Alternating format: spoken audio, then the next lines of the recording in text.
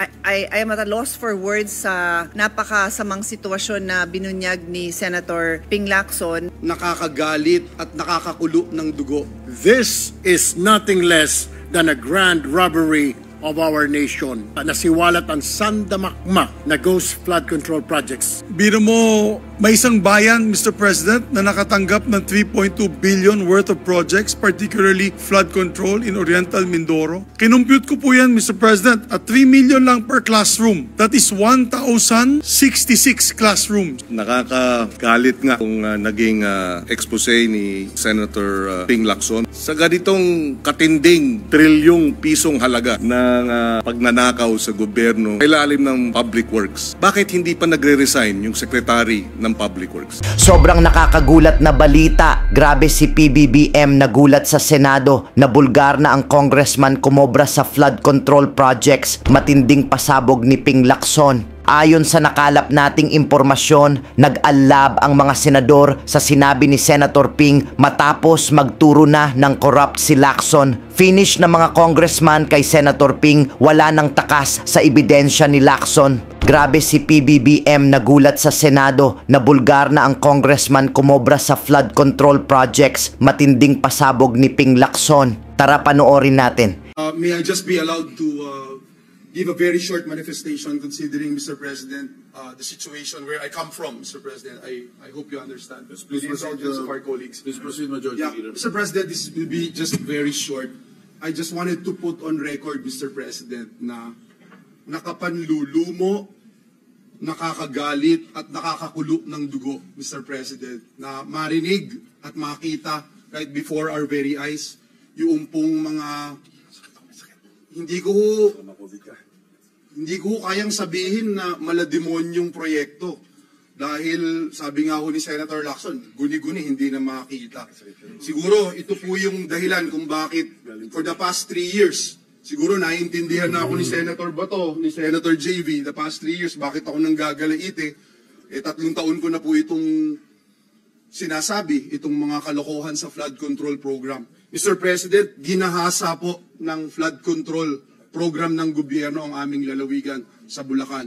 Nakakalungkot po, Mr. President, sapagkat pag tinignan nyo rin po itong 2025 flood control budget, Mr. President, yung binabanggit po ni Senator Ping na pare-pareho po yung amount, ganito pa rin po. Total of 14 billion sa lalawigan ng Bulacan. Mr. President, nandito po yung ilang mga mayors natin. Nandito po si Mayor Bong, si Mayor ng Balagtas, Mayor ng San Miguel, Bulacan. Nandito po sila para suportahan ang Senado, para magkaroon ng no nonsense, no secret cows, Mr. President, na investigasyon at masiguro na magkaroon ng hustisya ang aming minamahal na lalawigan. Mr. President, gusto ko lang pong i-put into the record that we thank the gentleman from Cavite, Mr. President.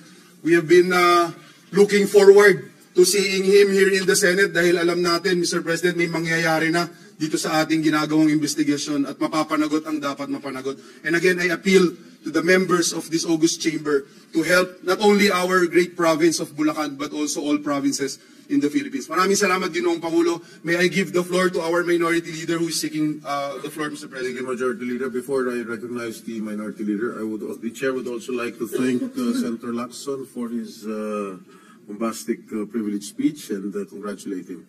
Congratulations, Senator Lacson. Minority Leader. Yes. Thank you, Mr. President. Aside from congratulating and commending Senator Ping Lacson, I was discussing this with him earlier.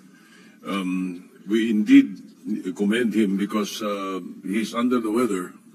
He's not actually well, but he came over to deliver his privilege speech, although his doctors told him to rest and not to go to work today. But still, he did. No, you see the importance of what he has to deliver. So.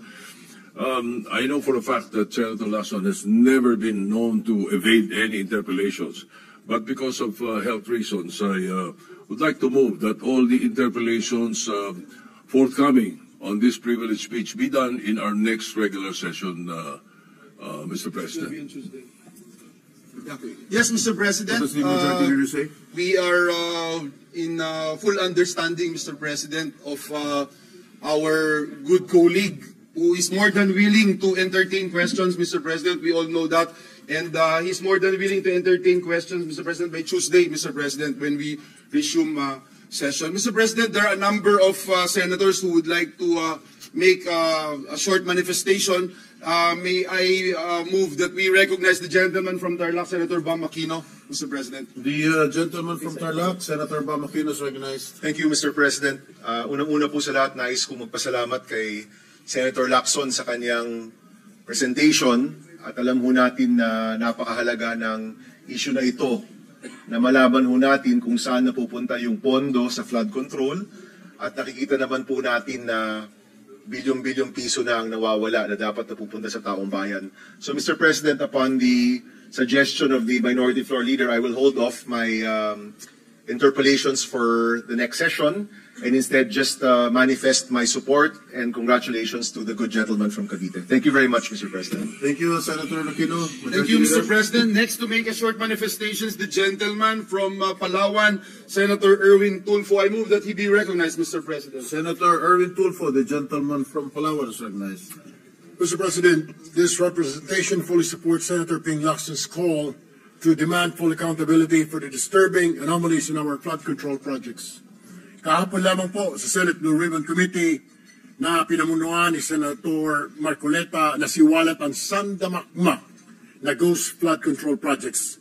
Kawalan ng master plan at pagpabor sa ilang mga probinsya, gayong hindi naman po kasama sa listahan ng mga flood-prone areas. Nakakapanlumo dahil sa kabila ng bilyon-bilyong pondong inilaan sa flood control projects na ito, ay marami pa rin sa ating kababayan ang nalulubog sa baha. Sa DPWH pa lamang po ay meron na tayong inilaang halos 996.5 billion pesos o halos 1 trilyon, Mr. President. Ito ay mula sa GAA sa ilalim ng Flood Management Program. Hindi pa po kasama rito ang budget na inilaan sa DNR, MMDA at iba pa mga ahensya para rin sa pagkontrol ng baha. Ulitin ko po, this is nothing less than a grand robbery of our nation. It is for this reason, Mr. President, that I also filed the Senate Resolution number 31, which seeks to investigate reported abuse of flood control programs and related projects. Senate Resolution number 70, which seeks to investigate illegal construction of structures and waterways in Palawan. And Senate Bill number 769, which seeks to institutionalize Metro Manila Drainage Master Plan as a long-term strategy for drainage infrastructure development. Mr. President, harap-harapan na pong niyanakawan ang taong bayan dahil sa kakulangan ng pananagutan. Our people deserve no less than truth, transparency, and justice. Huwag na po nating hintayin na lumubog ulit ang bayan bago tayo kumilos. Let's build a Philippines that doesn't just survive the floods, but rises above it.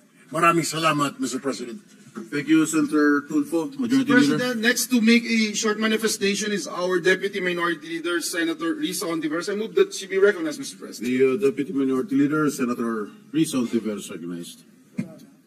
Salamat po, Mr. President. Mr. President, I applaud the sponsors' courage in bringing to light these harrowing and urgent issues of large-scale corruption. Kaisa niyo po ako sa labang ito, Senator Ping. May nabasa po ako sa Facebook, Mr. President. The Philippines is not poor. We are plundered. I could not agree more. Ang Pilipinas po ay hindi isang mahirap na bansa. Biktima lang tayo ng kalat at sistematikong pagnanakaw. Dahil sa korupsyon ng kaunti, patuloy na naghihirap ang karamihan. Sa estimasyon mismo ng gobyerno, nasa 20% o 1/5 ng kabuoang budget ng bansa ang nawawala taon-taon sa korupsyon. Katumbas po yan ng tinatansyang 1.6 trillion pesos na ninanakaw mula sa mga Pilipino kada taon. 1.6 trillion. Kahit ako po ay nahirapang maintindihan kung gaano kalaking pera yan. Chineko po, at sa 1.6 trillion pesos, pwede na tayong mamigay ng tig-1 milyong piso sa 1.6 milyon na tao. Nakakalula po. Lahat na yan habang nalulunod na ang mga karaniwang Pilipino. Nalulunod sa taas na presyo ng bilihin, sa trabahong hindi sapat ang kita, sa kalamidad, at sa kawalan ng tugon at serbisyo publiko. Mayorya po ng mga Pilipino ay kumakayod ng tapat at nakikipagsapalaran ng patas. Insulto po na ang buwis na kinakaltas at dapat ginagamit para sa kanila ay inaanod lang sa baha ng korupsyon. Hirap na nga ang Pilipino, ninanakawan pa. Kung ang karaniwang Pilipino po ang magnakaw, kulong agad at pwedeng masira na ang buhay. Pero ang pagnanakaw ng mga opisyal sa pamamagitan ng korupsyon, parte-parte lang po, parang parte na po ng buhay na tanggap ng lahat. Hindi ko po yan matatanggap. At makakaasa po si Senator Lacson sa pag-usisa sa isyung ito. Salamat po, Senator Ping. Mabuhay po kayo at pagaling po kayo ng lubos. Salamat po, Mr. President. Maraming salamat, Senadora Ontiveros. Yes, Mr. President, Senator Pia Cayetano is also seeking the floor. May I move that she be recognized, Mr. President? The gentlelady from Taguig, Senator Pia Cayetano, is recognized. Thank you, Mr. President. Just a short manifestation. Sa Tuesday pala magpapatuloy ang ating debates. Mag-i-interpellate din po tayo.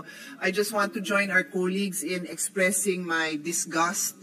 And I'm at a loss for words sa napakasamang sitwasyon na binunyag ni Senator Ping Lacson. Papasalamat tayo sa kanya na pinakita niya to in very detailed ang kanyang presentation. Ako po ay taga Tubong Bulacan din, kaya si Senator Joel, I attest to the fact na bagyo-bagyo na lang, di ko sasabihin taon-taon kasi kung ilang beses tayo daanan ng bagyo, ilang beses din siya tatayo at mag-i-express ng lungkot, galit sa walang katapusan na bagyo, tapos panay ang punta niya dyan, walang katapusang pagre-relief efforts, na samantalang pala itong mga relief efforts natin, hindi na pala kailangan gawin kung nagawa lang ito ng maayos. I personally am shocked that pwedeng mangyari yung gano'n na paulit-ulit lang na pinupondohan ang Ghost Project, o di naman kaya paulit-ulit na binabalikan lang ang proyektong sobrang substandard. Tapos, yung pala yung sabi nga ni Senator Ping, may standard na ang substandard.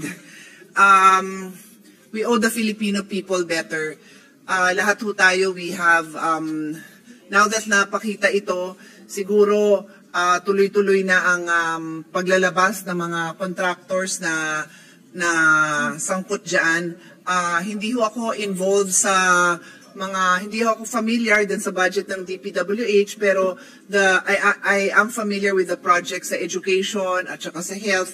At kahit doon po, paulit-ulit naming sinasabi sa mga state universities, pati sa mga DOH officials, na pagka yung contractor hindi nakaka-deliver, huwag nyo nang ulitin, huwag nyo nang i-delist nyo na yan. Kaya yung pinakita kanina na yung pangalan ng contractor, delisted na siya, pero nabigyan pa rin ng project. Paano ba nangyayari yung mga ganon? Definitely, ibig sabihin, may kasangkot na government official, whether sa level ng lokal or sa level ng national. Kaya sa darating na mga araw na iimbestigahan pa rin ito at magkakaroon pa ho tayo ng debate, sana mas mabigyan ng liwanag, because the Filipino people do not deserve this kind of public service from their officials. Thank you very much, Senator Ping Lacson, for bringing this to our attention. Thank you, Senator Pia Cayetano, Majority Leader. Yes, Mr. President, the gentleman from Pampanga who's also affected by flooding, Senator Kiko Pangilinan, is also seeking the floor. May I move that he be recognized, Mr. President? Senator Kiko Pangilinan is recognized. Maraming salamat sa ating karatig lalawigan ng Bulacan, kinatawan ng Bulacan. Sa Pampanga, totoo po yun. Itong nakaraang bagyo, matapos yung pagbabaha, 16 sa 18 mga barangay sa hometown ng ating tatang, my father, lubog. Pati ang mga bayan ng Pampanga, lubog din. At Nakakagalit nga itong naging expose ni Senator Ping Lacson. We laud him for his consistency in with a fine-tooth comb binubusisi yung ating budget, yung General Appropriations Measure. Mr. President, actually, baka maaring sagutin next week pag magaling na po si Senator Lacson dito sa aking simpleng katanungan. Sa ganitong katinding trilyong pisong halaga ng pagnanakaw sa gobyerno sa ilalim ng public works. Ang magiging tanong ko sa Martes sa privilege speech ni Senator Lacson ay, bakit hindi pa nagre-resign yung Secretary ng Public Works? Yun lang po. At naway maisagot sana ng maayos. Kung hindi man ni Senator Lacson, baka dapat yung Secretary of Public Works ang sumagot. Maraming salamat po. Thank you, Senator Pangilinan. Mr. President, next to give her manifestation is the distinguished lady from Antique, Senator Lauren Legarda. I move that she be recognized, Mr. President. The gentle lady from Antique is recognized, Senator Legarda. Thank you, Mr. President. I rise today in support of the privileged speech of our esteemed colleague, Senator Ping Lacson, and I echo his outrage at the corruption that continues to stain our flood control programs and many other public projects. Billions and possibly trillions of pesos are lost, substandard works are delivered, and yet year after year the floods still come washing away homes, dreams, and lives.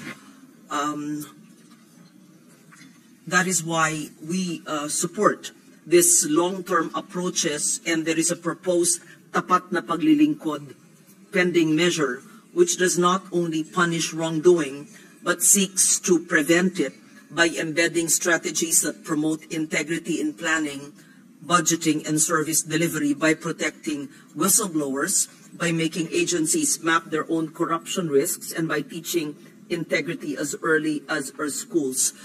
This is a long manifestation, Mr. President. May I request that the whole manifestation of 6 pages be inserted into the record. I would like to commend our esteemed colleague despite his being under the weather. And yes, we must investigate, we must prosecute, but alongside we must also nurture a culture of tapat na paglilingkod so that the next generation will not even think twice about choosing honesty. We congratulate Senator Ping Lacson. Thank you, Mr. President. Thank you, Senator Legarda. Majority Leader. Mr. President, next to give his manifestation is the gentleman from Bukidnon, our former Senate President, Mig Zubiri. I move that he be recognized, Mr. President. The gentleman from Bukidnon is recognized, Senator Zubiri. Thank you very much, Mr. President. Thank you to the Majority Leader. Mr. President, nakakalula talaga yung speech ng ating kasamahan na si Senator Lacson. I'd like to congratulate him for his very thorough investigation of the case.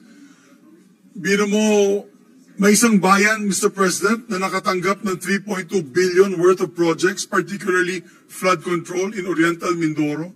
Kinumpute ko po yan, Mr. President, at 3 million lang per classroom.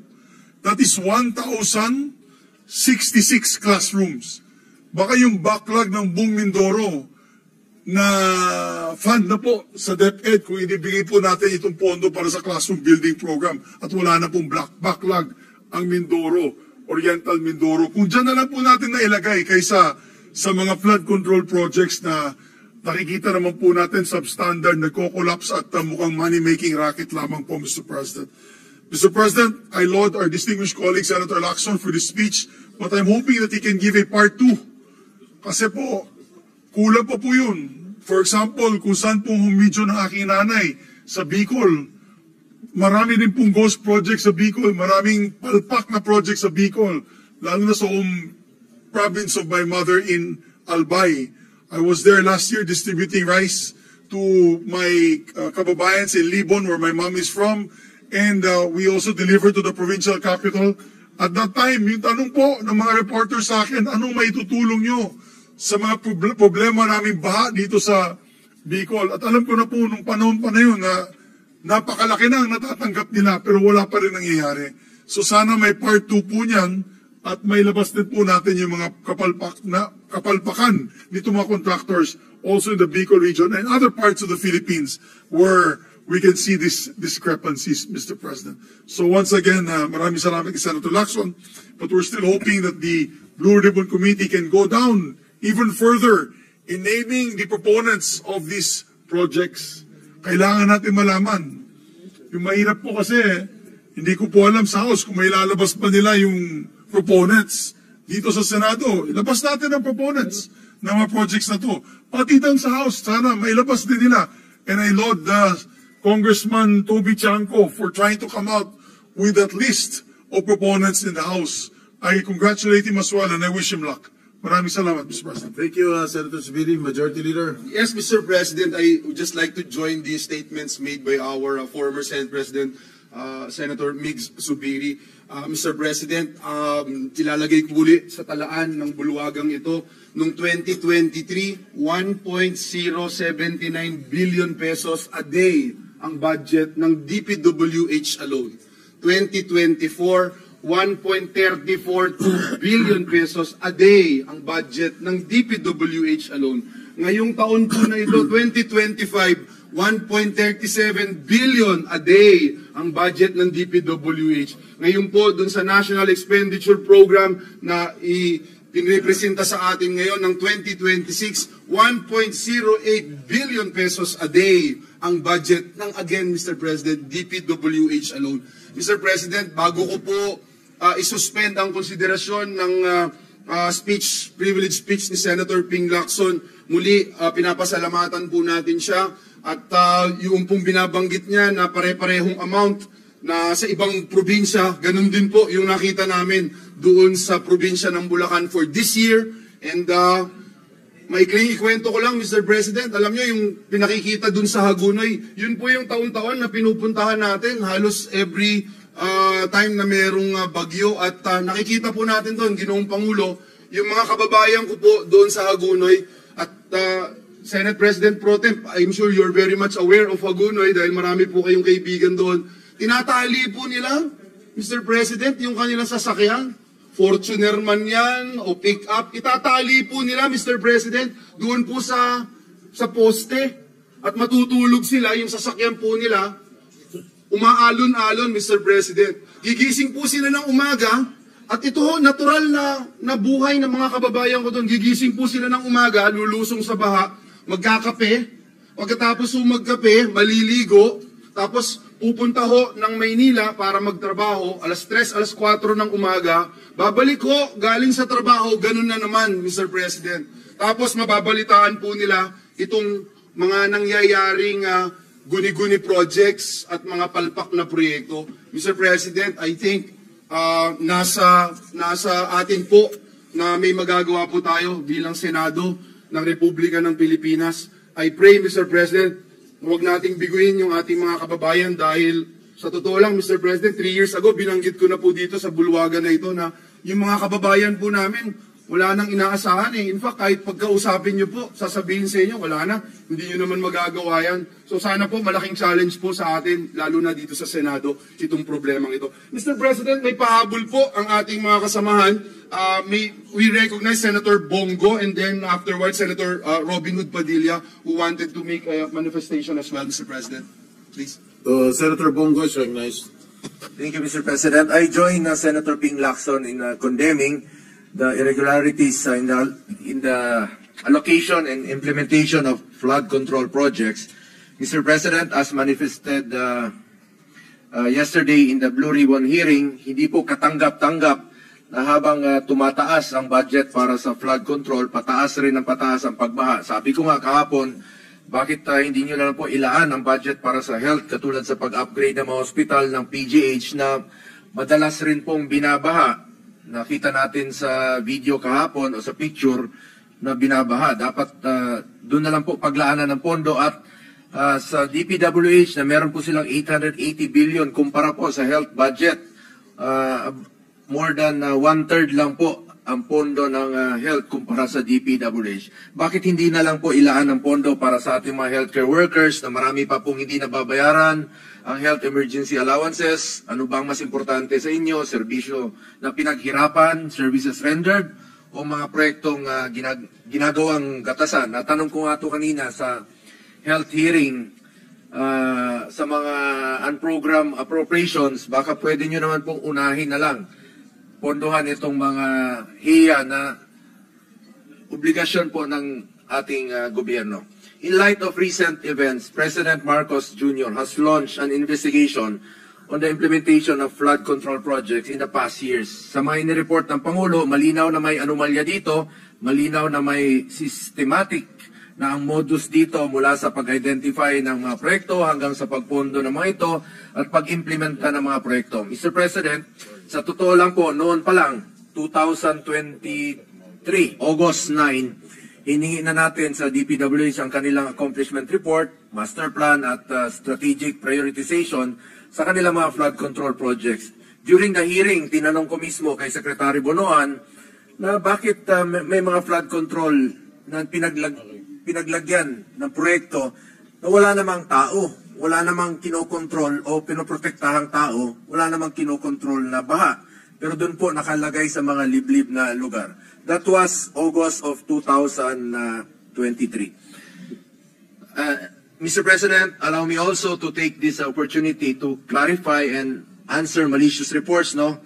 Kasi ako po, wala pa ako sa mundong ito, yung aking pamilya may negosyo na po. And the insinuation that I was personally involved and had benefited in some projects, Mr. President, these are all recycled and malicious accusations. Noong 2018 pa po ito, nabalik na naman ng 2021 habang papunta po sa eleksyon. Ulitin ko po, for the record, wala po ako sa mundong ito. Meron na po negosyo ang aking pamilya, pero ni minsan po ni piso, hindi nakinabang ang aking pamilya sa pagiging taong gobyerno ko. In fact, hindi po nakakalapit ang aking mga kamag-anak, kahit nasa Malacanang kami noon, hindi po sila nakakalapit. At isang naging kondisyon ko noon, mayor pa po si former President, former Mayor Duterte, na kung lalapit po ang aking kamag-anak, ay ako po ang magre-resign sa kanya. I observed delikadesa at yun lang po ang puhunan ko sa mundong ito, ang aking pangalan. At alam niyo naman po, uso po yung name dropping. Yung ibang mga kamag-anak natin, yun pa ang nagpapa-VIP, yun pa ang nagpapa-importante. At sa tinatagal-tagal ko na pong paninilbihan sa gobyerno, isa lang po ang may pagmamalaki ko. I observe delikadesa, yan po ang ginagawa namin noon pa hanggang ngayon. I am a senator, a legislator, wala po akong kinalaman sa implementasyon ng kahit na anong proyekto, lalo-lalo na po sa pag-identify at na makikinabang po ang aking pamilya. At ngayon, I also co-authored Senate Bill number 783. Ang panukalang ito ay layong ipagbawal na pumasok sa anumang kontrata ng gobyerno mula sa national level hanggang sa LGU level. Ang mga kamag-anak ng government officials hanggang sa 4th civil degree of consanguinity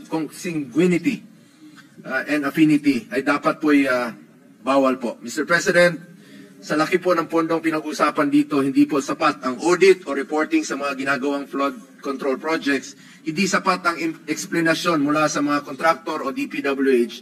Dapat po'y merong managot dito at dapat po'y maging accountable po sila. Dapat may managot po sa perwisyong patuloy na dulot ng pagbaha na dapat sana noon nasolusyonan. Maraming salamat po, Mr. President. Thank you, Senator Bongo. Majority Leader. Yes, Mr. President. Mr. President, may I move that we suspend consideration of the privileged speech of Senator Ping Lacson. So moved, Mr. President. Is there any objection? There being none, the motion is approved. Ngayon, ikaw, bilang Pilipino, ano ang masasabi mo at reaksyon sa balitang ito? Mag-iwan ka ng komento sa ibaba at atin pong babasahin isa-isa.